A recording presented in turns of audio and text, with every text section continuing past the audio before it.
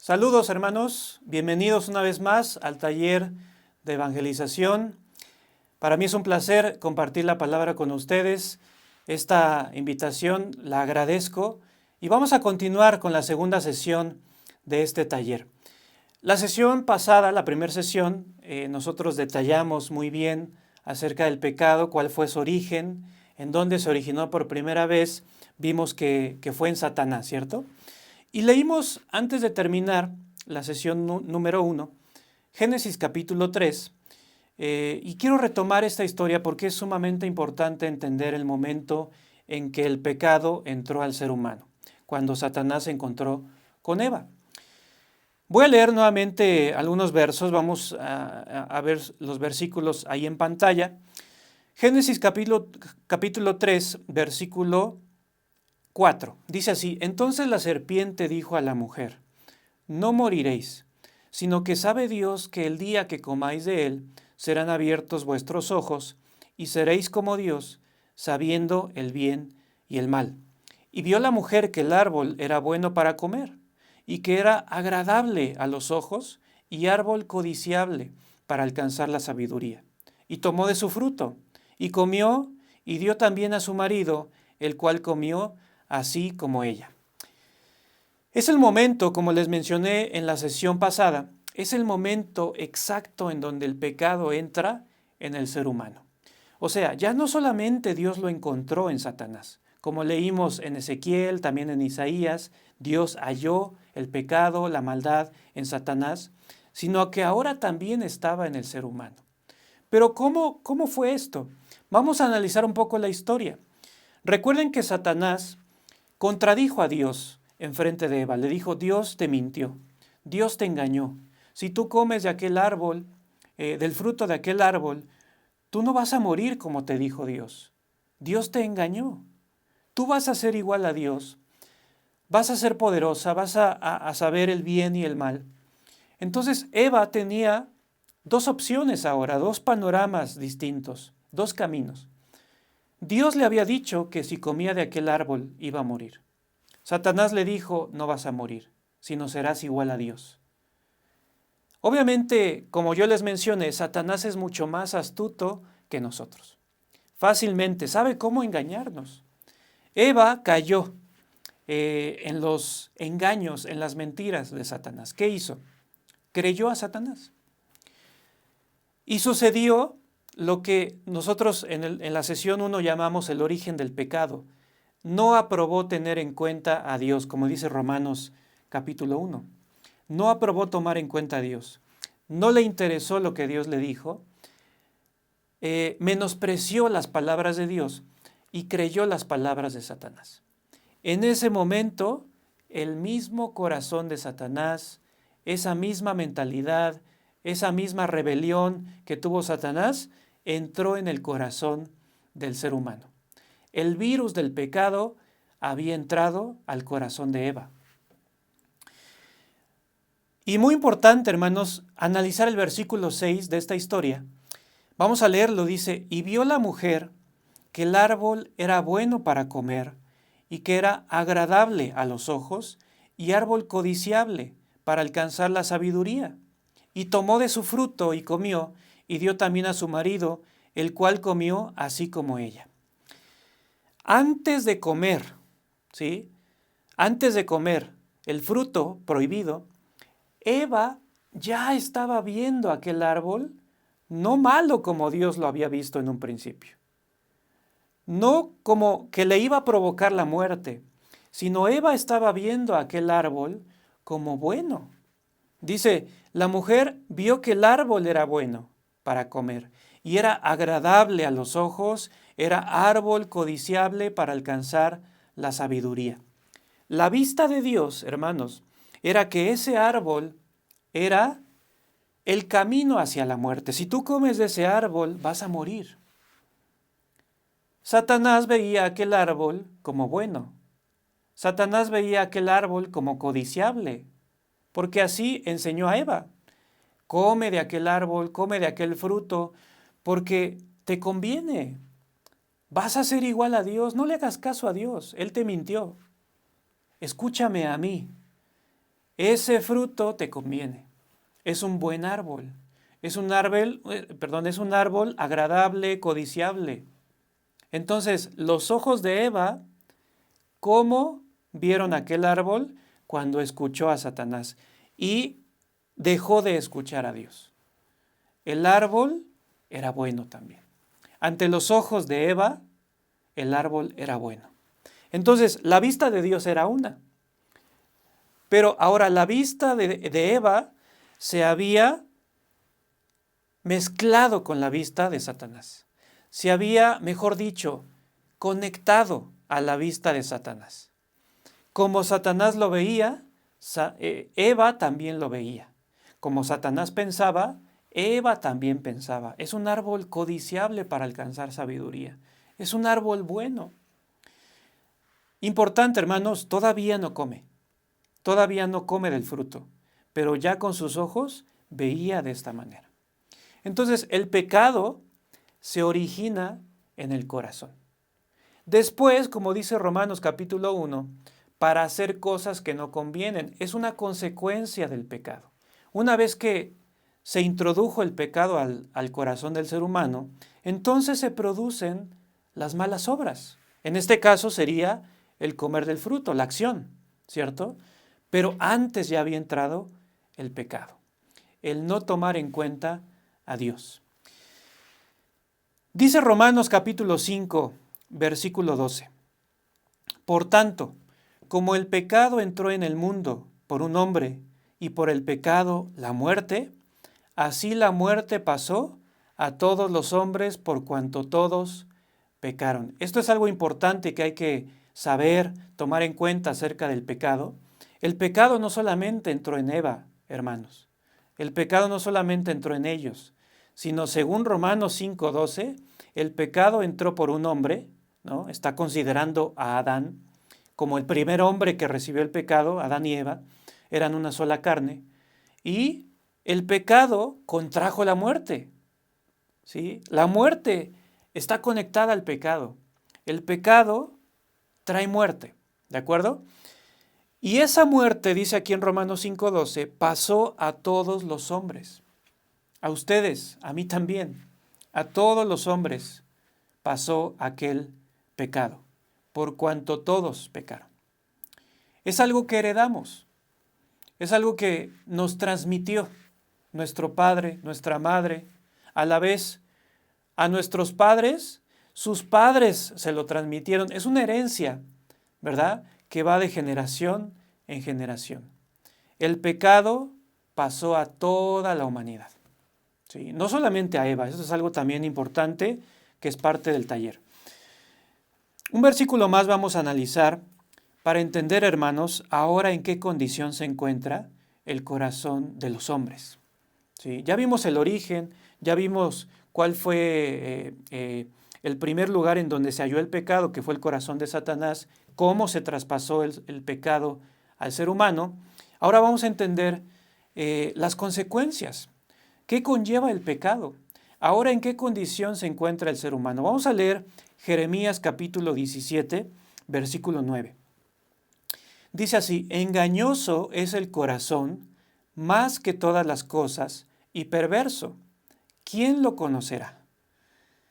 Es un versículo que a la mayoría de las personas le puede sonar incómodo.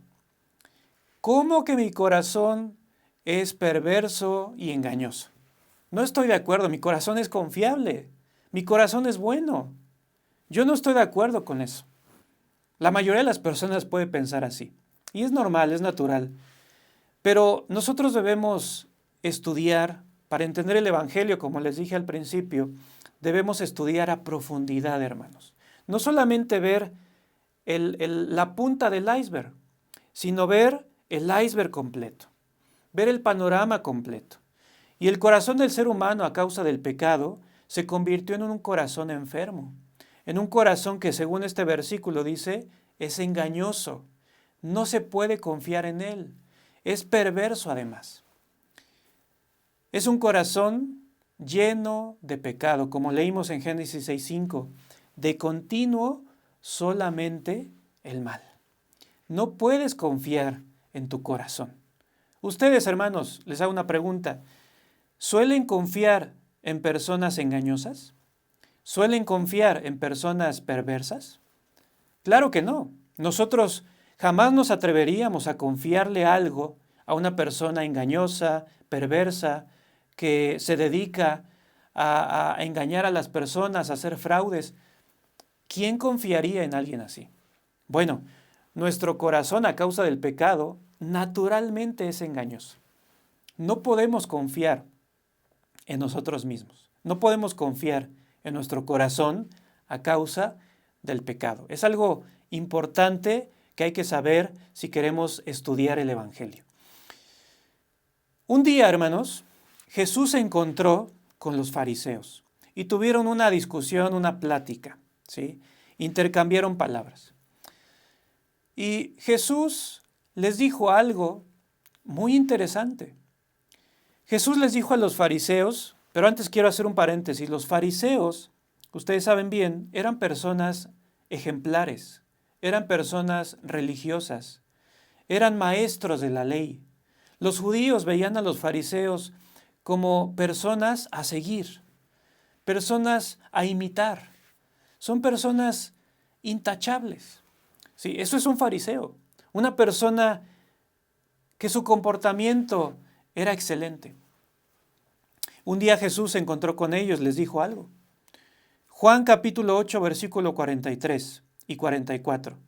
¿Por qué no entendéis mi lenguaje? Les pregunta Jesús a los fariseos. ¿Por qué no entendéis mi lenguaje? Porque no podéis escuchar mi palabra. Y viene algo interesante en el siguiente versículo, en el 44, que dice, vosotros sois de vuestro padre el diablo, y los deseos de vuestro padre queréis hacer. Él ha sido homicida desde el principio y no ha permanecido en la verdad, porque no hay verdad en él. Cuando habla mentira, de suyo habla, porque es mentiroso y padre de mentira. Imagínense qué reacción tuvieron los fariseos, siendo personas ejemplares, personas intachables, maestros de la ley. Jesús les estaba diciendo, vosotros sois de vuestro padre el diablo, y los deseos de vuestro padre queréis hacer. Y bueno, ahora vamos a ver algo muy importante acerca del pecado también, que son las consecuencias del mismo pecado.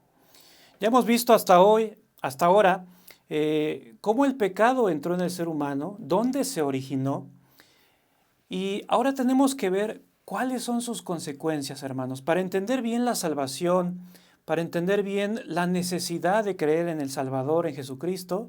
Debemos entender bien primero de qué nos va a salvar. Y las consecuencias, conocer las consecuencias del pecado es sumamente importante. Principalmente son dos. La número uno, haber sido separados de Dios. Es una de las consecuencias que conlleva el pecado. Fuimos separados de Dios a causa de nuestro pecado. Para entender bien esta consecuencia vamos a leer dos pasajes. El primero de ellos es Romanos 3:23. Es un versículo muy conocido por todos ustedes. Dice así, por cuanto todos pecaron y están destituidos de la gloria de Dios.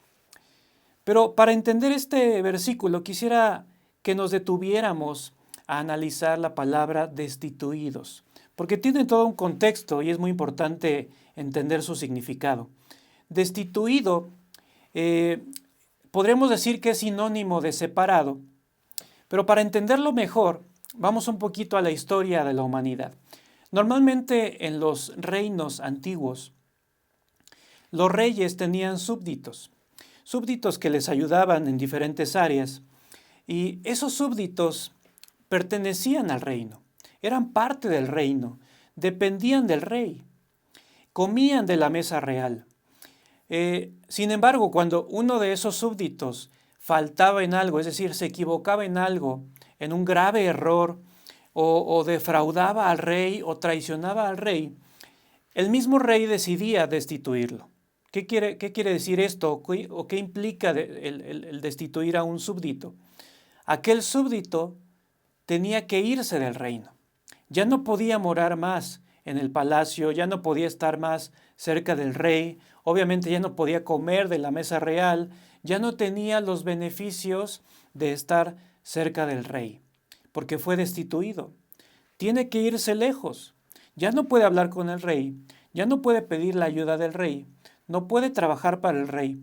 Eso significa el ser destituido. Nosotros, hermanos, a causa del pecado, fuimos destituidos de la gloria de Dios, fuimos separados completamente.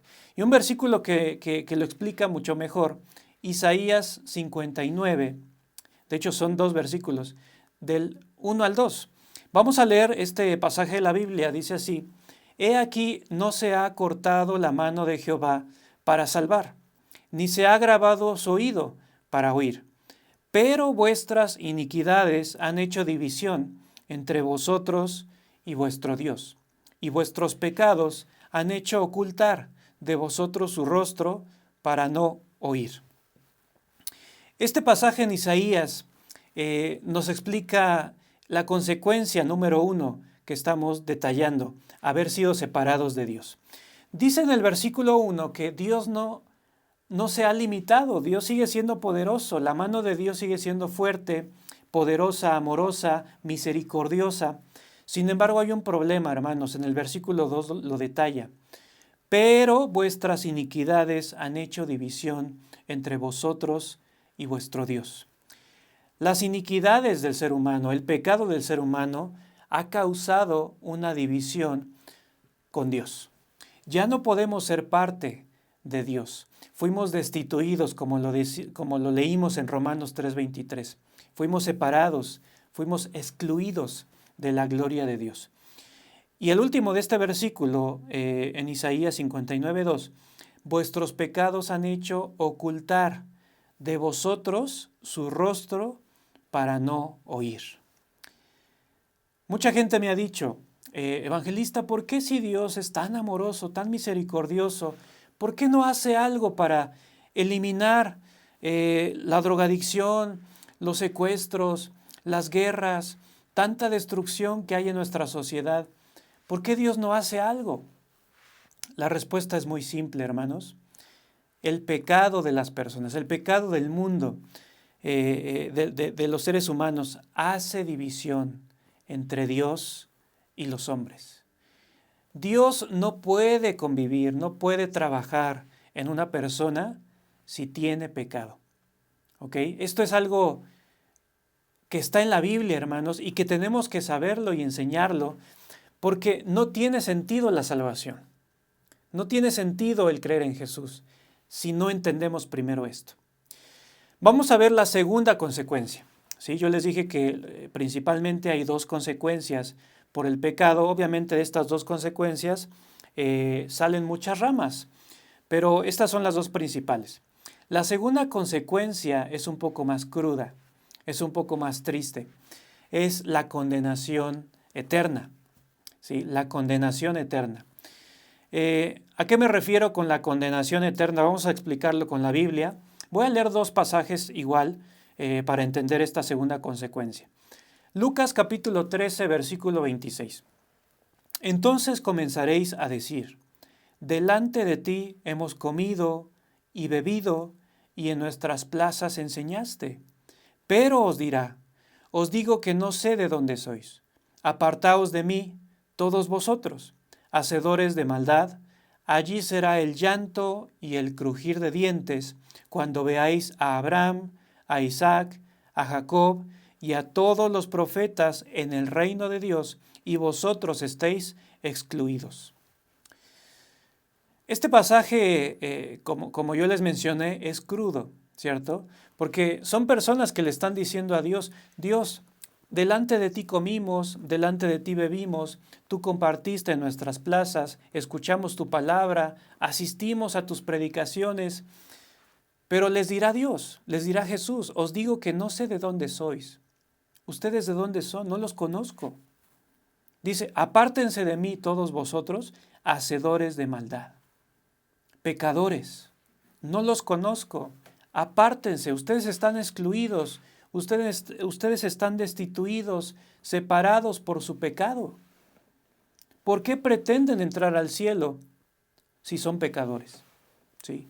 Es la consecuencia del pecado, hermanos, estar separados eternamente de Dios. Y algo triste, el versículo 28, allí será el llanto y el crujir de dientes cuando veáis a Abraham, a Isaac, a Jacob y a todos los profetas en el reino de Dios y vosotros estéis excluidos.